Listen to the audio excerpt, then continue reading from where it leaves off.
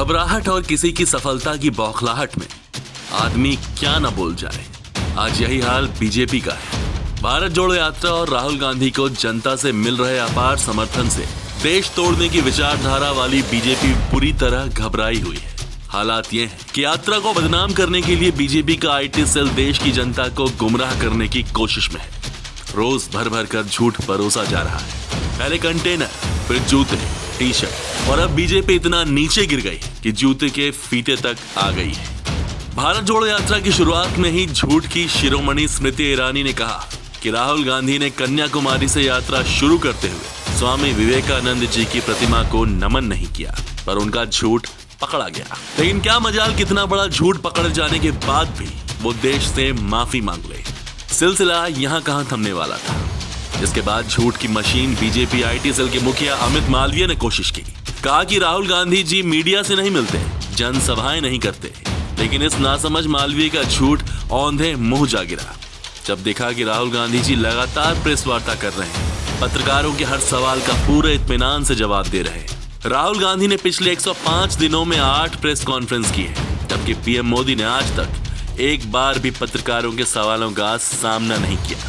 इसी कड़ी में एमपी के खरगोन से गुजर रही यात्रा के एक वीडियो को बीजेपी प्रवक्ता से लेकर प्रदेश अध्यक्ष तक सबने ट्वीट कर दिया, जिसमें कहा गया कि भारत जोड़ो यात्रा में पाकिस्तान जिंदाबाद के नारे लगे, जबकि ये सरासर झूठ था।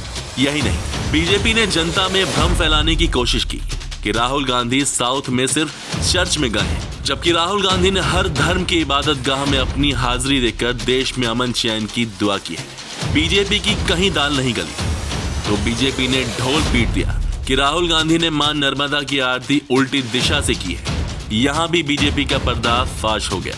हर बार झूठ पकड़े जाने के बाद भी फेक न्यूज के सरगना अमित मालवीय ने माथा तो पकड़ लिया, लेकिन खुजली खत्म नहीं हुई।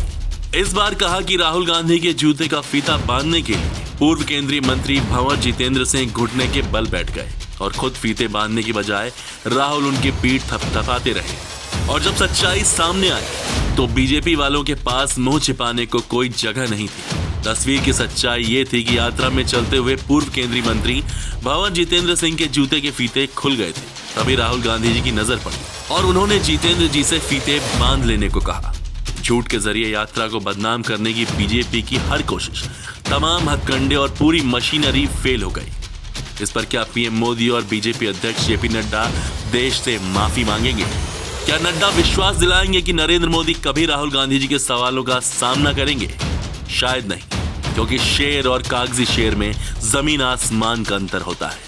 ये बात बीजेपी बखूबी जानती है कि कांग्रेस की भारत जोड़ो यात्रा बेहद कामयाब है, लेकिन मजबूरी है कि कह नहीं सकते। बीजेपी की इस हालत पर मशहूर शायर बशीर बद्र का एक शेर याद आता है, जी बहुत चाहता है सच बोले, क्या करें हौसला नहीं होता।